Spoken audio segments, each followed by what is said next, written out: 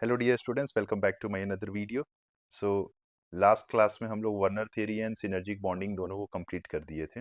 And आज फिर synergic bonding के एप्लीकेशंस एंड फिर आगे ईएन हम लोग देखेंगे।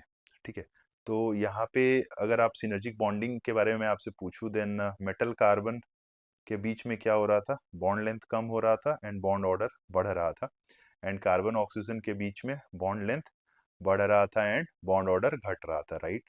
सो यहाँ पे हम एक चीज ये बोल सकते हैं कि सिनर्जिक बॉन्डिंग जितना मतलब फास्ट हो रहा है, what I am trying to say is कि मेटल का जो है वो अगर डोनेटिंग कैपेसिटी बहुत अच्छा है, ठीक है, एंड लिगेंड का जो है, ये दरअसल लिगेंड ही तो था, एंड लिगेंड का जो है वो accepting ability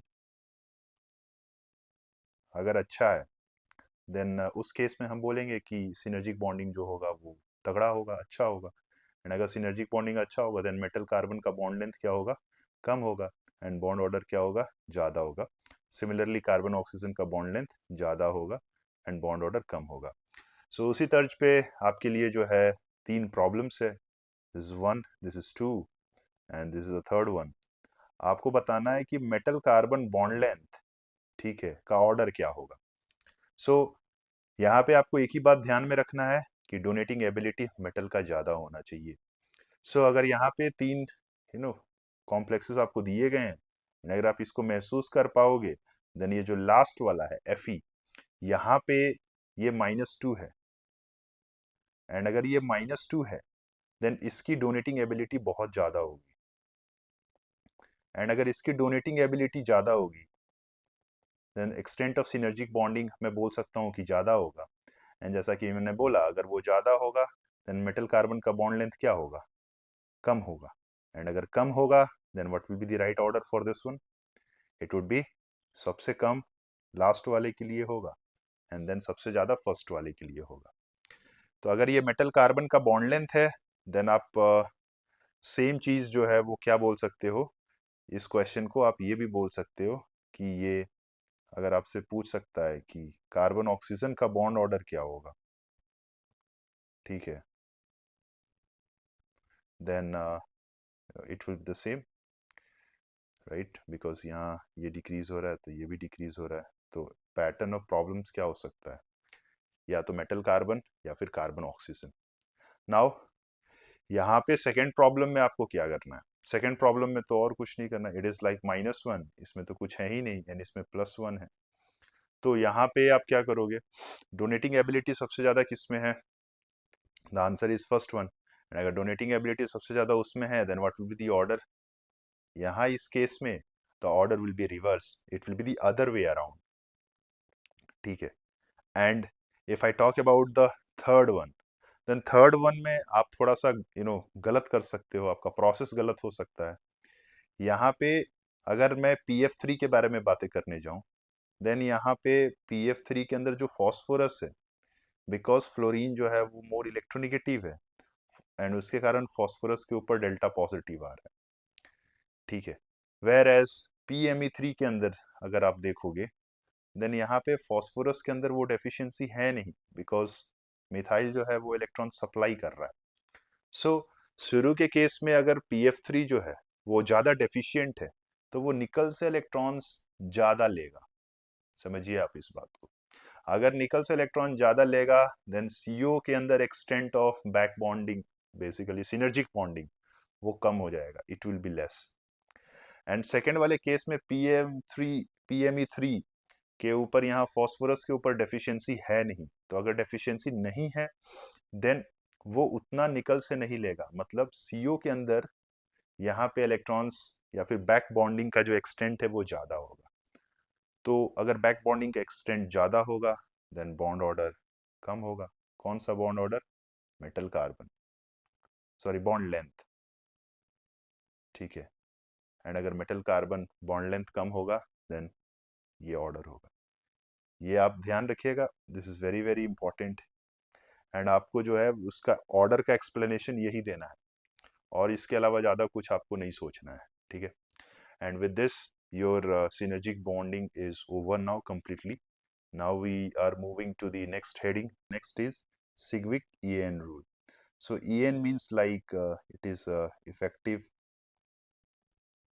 atomic number. And यहाँ पे जो सिग्विक ईएन रूल है, दरअसल सिग्विक जो था वो ये बोला कि central metal atom and ligand के बीच में there will be a coordinate bond.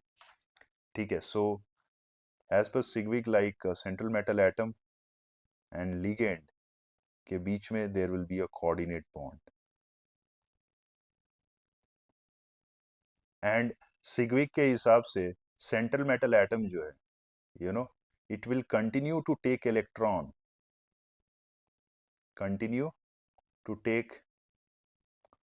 electron pair from the ligands till the total number of electron will become equal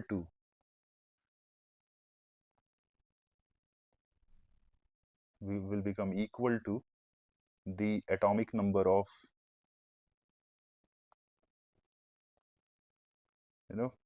next noble gas. तो दरअसल सिग्विक के हिसाब से कॉम्प्लेक्सेस इसलिए बनते हैं क्योंकि उस कॉम्प्लेक्सेस के अंदर जो सेंट्रल मेटल एटम है, वो सेंट्रल मेटल एटम अपने नियरेस्ट नोबल गैस का इलेक्ट्रॉनिक कॉन्फ़िगरेशन अचीव करना चाहता है. तो अगर ऐसा हो रहा है देन कॉम्प्लेक्सेस बनेगा. But this is not always true. Later on ये भी पता चला कि देयर आर कॉम्प्लेक्सेस जो कि बन रहे हैं, ठीक है, जो कि बन रहे हैं, लाइक एग्जिस्ट कर रहे हैं, which does not follow Sidgwick rule. ठीक है. तो दरअसल ये कुछ कॉम्प्लेक्सेस के बारे में उसने स्टडी करी एंड देन फिर जो है वो ये बोल दिया कि इसलिए बन रहा है कॉम्प्लेक्सेस बिकॉज वहाँ पे जो सेंट्रल मेटल एटम जो है उसके अंदर जो इलेक्ट्रॉन्स हैं वो नेक्स्ट नियरेस्ट नोबल गैस के एटॉमिक नंबर जो है वो उसके बराबर है. एंड ऐसा होने से वो स्टेबल हो रहा है एंड इसलिए कॉम्प्लेक्स बन रहा है, which is not always true. वो हम लोग फिर देखेंगे बिकॉज कॉम्प्लेक्स की स्टेबिलिटी तो एनर्जी से डिसाइड होती है, which is crystal fluid splitting energy. तो चूंकि उन्होंने ये दिया था एंड इसके ऊपर कुछ एप्लीकेशंस हैं, तो वो उन सारे एप्लीकेशंस को देख लेते हैं. जो सबसे पहला एग्जाम्पल है वो है FeCN6-4. ठीक है. तो यहाँ पे if I talk about the atomic number of Fe, then it would be 26. And at the same time यहाँ पे चार्जेस की मैं बात करूँ, ऑक्सीडेशन स्टेट Fe का +2 है, मतलब उतने इलेक्ट्रॉन्स कम होंगे. प्लस Cn जो है वो 6 है एंड एक Cn जो है वो 2 इलेक्ट्रॉन पेयर देगा. There is a coordinate bond, right.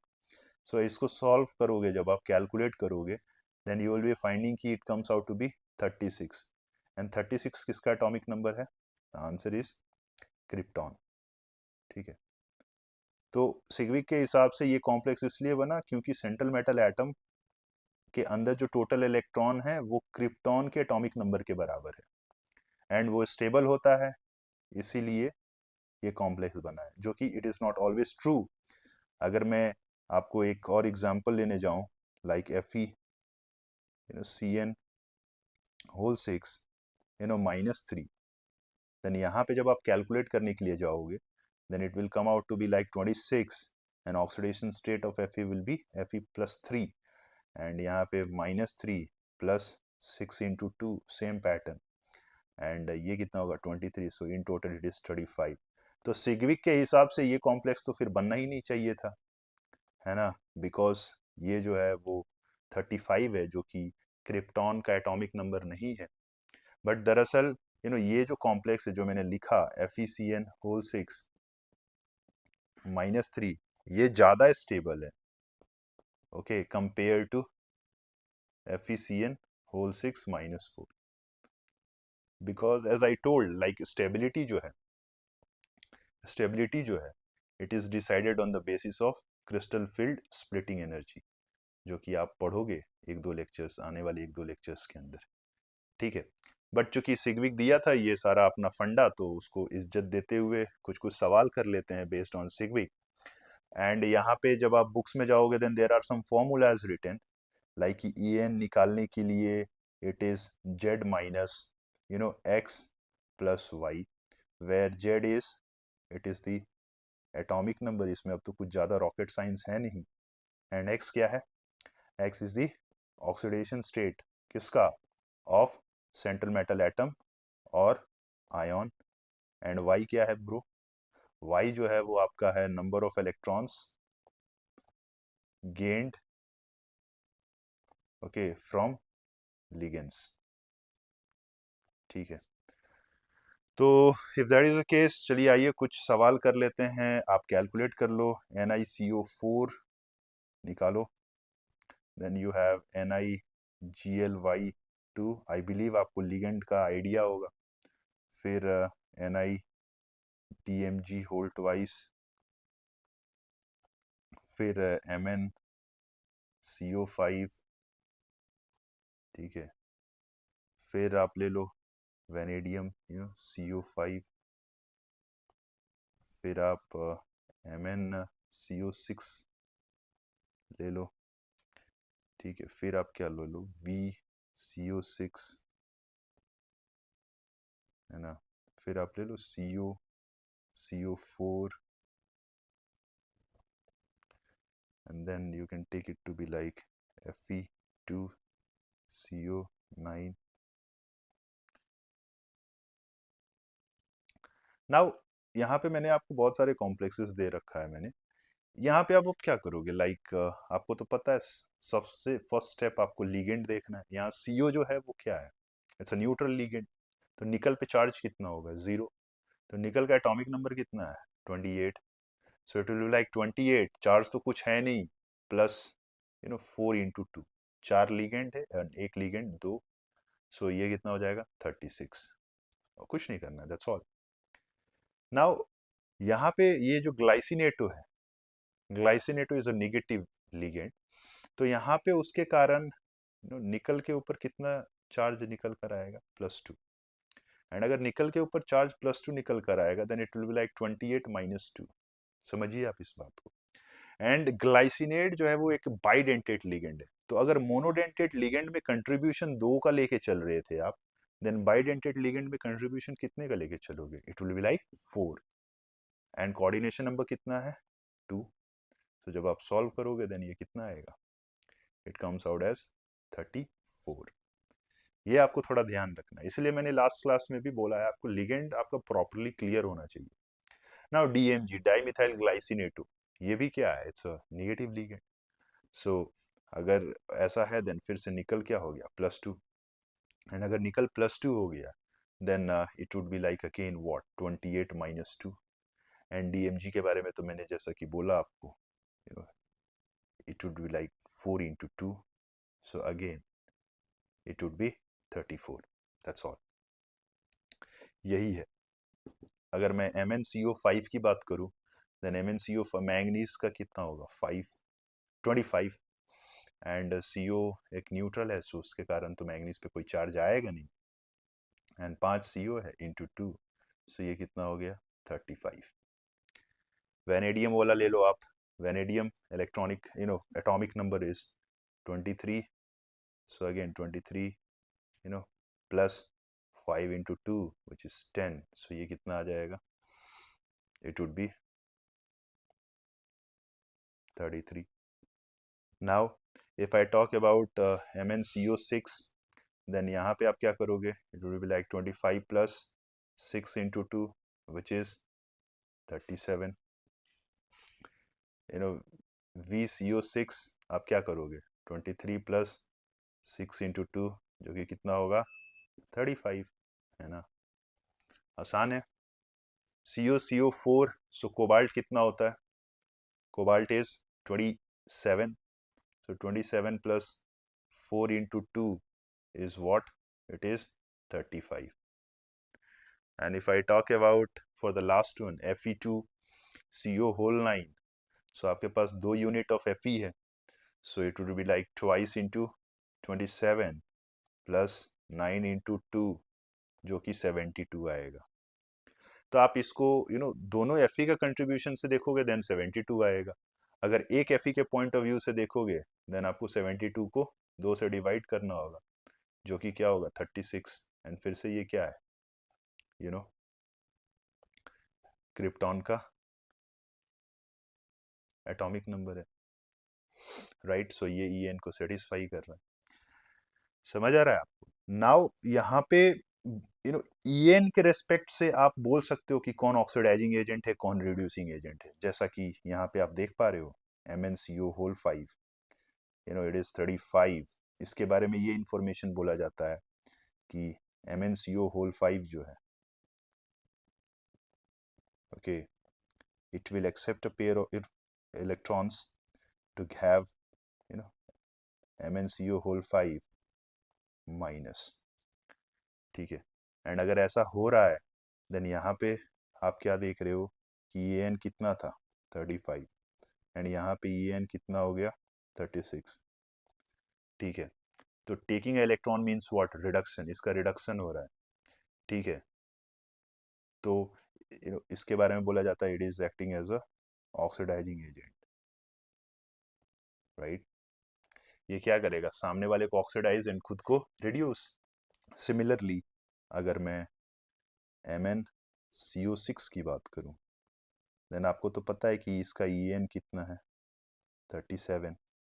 तो ये क्या करेगा, एक इलेक्ट्रॉन निकालेगा अपने से, एंड अगर एक इलेक्ट्रॉन निकालेगा then it would become MnCO6 plus. तो ये ऑक्सीडेशन हो रहा है, सो सामने वाले को क्या करेगा, रिड्यूस, एंड खुद को क्या करेगा, oxidize. So it is a reducing agent. Similarly मैं ये बोल सकता हूँ कि ये जो वेनेडियम वाला जो मैंने केस लिया था विच इज VCO6, फिर ये क्या करेगा, एक इलेक्ट्रॉन लेकर it would become VCO6 minus. यहाँ पे En कितना हो जाएगा 36, कहाँ से 35 से, ठीक है। तो फिर based on that again I will be saying it to be it's a oxidizing agent, right. Now there are cases जहाँ पे instead of taking this electron, ठीक है, ये MnCO5 जो है वो डाइमर बना ले। तो what I am trying to say is कि अगर आपके पास Mn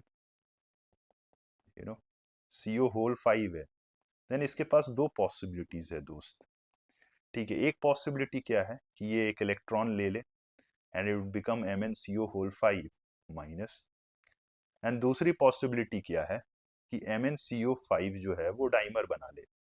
जब वो डाइमर बनाएगा then you would be getting Mn2CO whole 10। And यहाँ पे डाइमर बनाने से फायदा है, अगर मैं MnCO5 की बात करूं then there will be like this would be the case, check कर लीजिए आप। एंड एक अनपेयर्ड इलेक्ट्रॉन था 35, है ना। एंड डाइमर इसलिए मैं बोल रहा हूँ कि जो दूसरा वाला यूनिट होगा Mn का वो उसके पास भी एक इलेक्ट्रॉन्स होंगे, राइट। एंड वो इलेक्ट्रॉन्स ऐसा शेयरिंग में आ जाएगा।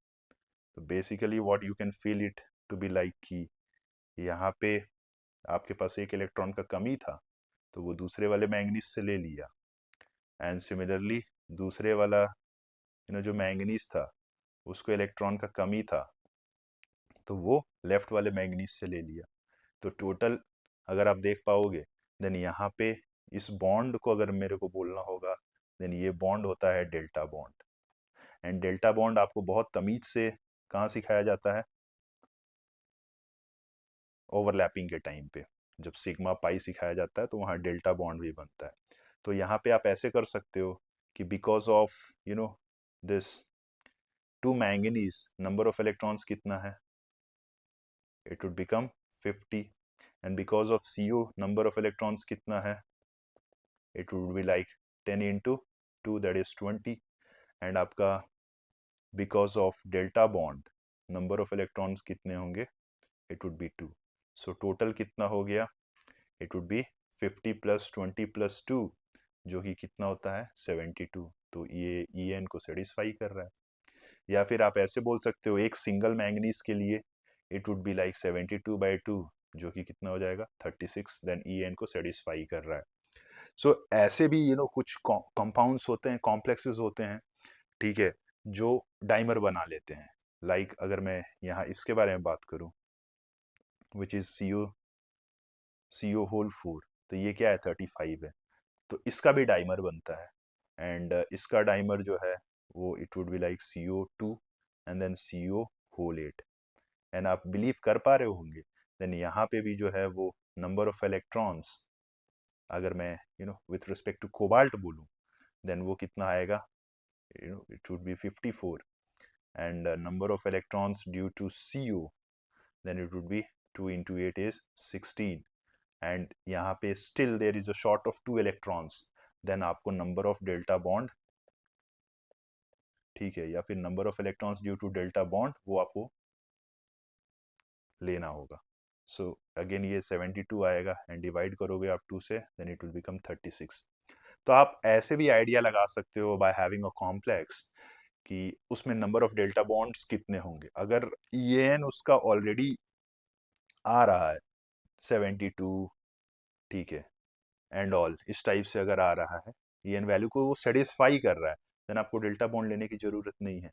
बट अगर EN को सेटिस्फाई नहीं कर रहा है, जैसा कि इस केस में, देन डेल्टा बॉन्ड के कारण आपको 2 इलेक्ट्रॉन्स लेने होंगे। देयर आर केसेस जहां पे एक से ज्यादा डेल्टा बॉन्ड बन रहा है, सो वहां पे आपको एक से ज्यादा डेल्टा बॉन्ड लेना होगा। तो basically number of delta bond कितना होगा will be on the absolute fact that कि इलेक्ट्रॉन्स की कमी कितनी है।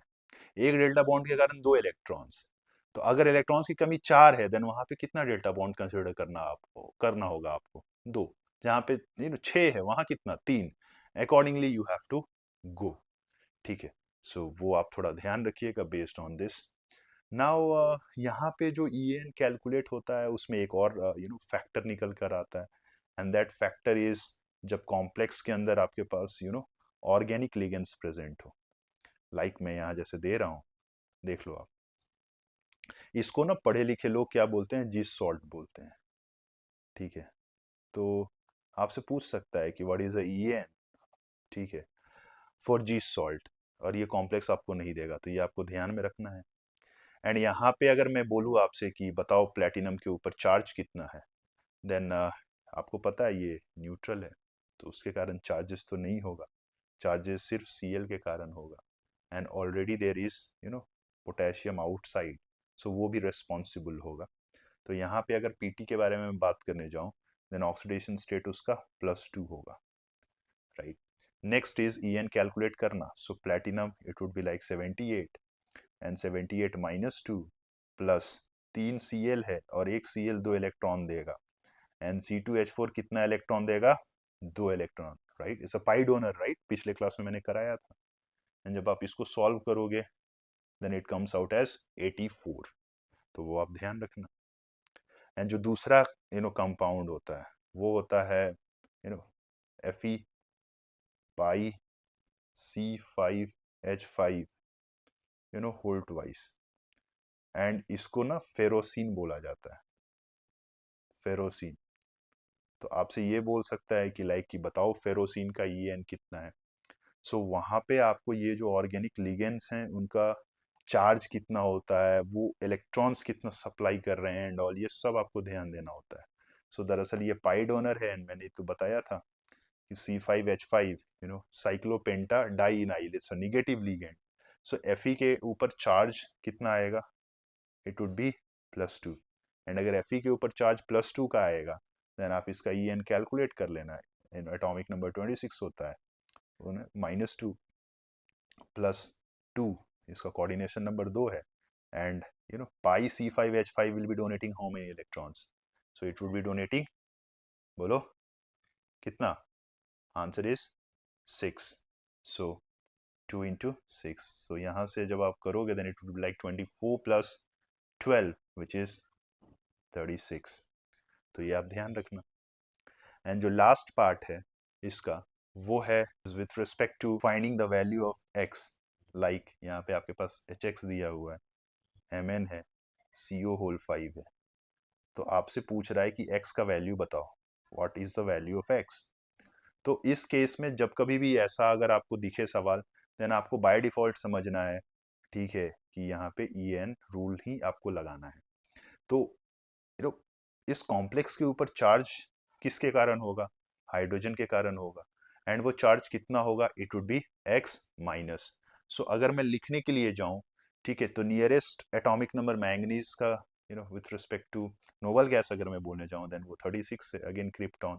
मैंगनीज कितना है 25। एंड जैसा कि मैंने बोला यहाँ पे एच है, कितना यूनिट एच है हमें नहीं पता, उतना ही यूनिट ऑफ चार्ज होगा, so it would be like -x, है ना, मैं लिख दे रहा हूँ -x। And then you will be having it to be like 5 into 2 that is 10। तो यहाँ से अगर आप देख पा रहे हो ये 36 है, minus 10 -25 is equal to -x। यहाँ पे एक्चुअली क्या है कि कॉम्प्लेक्स के ऊपर चार्ज जो है वो -x है, एंड अगर -x है तो इलेक्ट्रॉन्स बढ़ेंगे, सो इंस्टेड ऑफ माइनस यहाँ मुझे प्लस देना चाहिए था, ठीक है। And if that is the case then x का वैल्यू कितना निकल कर आ गया, दैट इज +1। एंड अगर x का वैल्यू +1 निकल कर आ गया तो फिर ठीक है, वही तो चाहिए था अपने को। So that's all from today's video. And EN बहुत इंपॉर्टेंट हो जाता है, ऑल्दो ये उतना साउंड नहीं करता है बट इट इज़ इम्पॉर्टेंट। तो आप अच्छे तरीके से इन सारी चीज़ों को कीजिएगा। And EN becomes extremely important when organic ligands are there, so वो भी एग्जांपल्स मैंने ले रखा है यहाँ पे। तो फिर ठीक है, मिलेंगे अगले वीडियो में with now next is IUPAC and then isomerism. Till then take care, bye bye.